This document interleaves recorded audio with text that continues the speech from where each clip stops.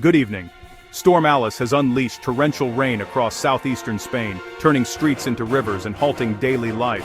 The storm struck over the weekend, overwhelming drainage systems and catching many off guard despite advance warnings. The Mediterranean coast, especially Catalonia, Ibiza and Murcia, has been hit hardest. Spain's weather agency, EMET, escalated alerts from yellow to red, warning of up to 180 millimeters of rain in just 12 hours. Some areas faced even more, up to 300 millimeters, or nearly a foot of rain. The deluge created perfect conditions for flash floods, overwhelming both infrastructure and emergency services. Residents were urged to take immediate precautions as the risk to life and property became critical.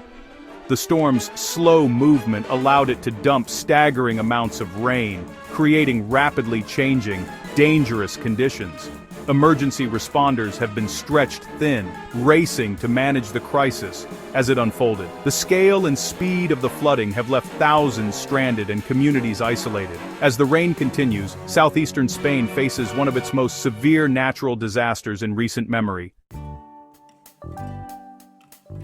In Catalonia's Tarragona province, towns like La Rápida and Santa Barbara saw streets transformed into raging rivers. Cars were swept away, homes flooded, and residents left with little time to react. Civil protection urged people in the Ebro Delta to stay indoors, as emergency teams navigated submerged streets to rescue those trapped. In Murcia, rivers overflowed, forcing evacuations and sending families to temporary shelters. Roads became impassable, isolating entire neighborhoods and causing widespread property damage. Firefighters and rescue teams worked tirelessly, responding to hundreds of emergency calls. The rapid response of emergency services has been crucial in preventing injuries and saving lives. Both regions have seen infrastructure overwhelmed, with basements and businesses inundated. The scale of the flooding has tested local resources and resilience. Despite the chaos, coordinated efforts have kept casualties low. The focus remains on protecting residents and restoring some sense of safety amid the ongoing crisis. Ibiza, famed for its beaches and nightlife, was brought to a standstill by Storm Alice. The island's airport flooded, grounding all flights for over an hour and stranding thousands of travelers. Water leaked into terminals, causing power cuts and chaos for staff and passengers. At least 24 flights were cancelled, with many more delayed.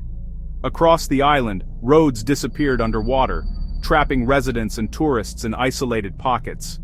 Emergency crews responded to calls from stranded drivers, working to reach those cut off by the floods.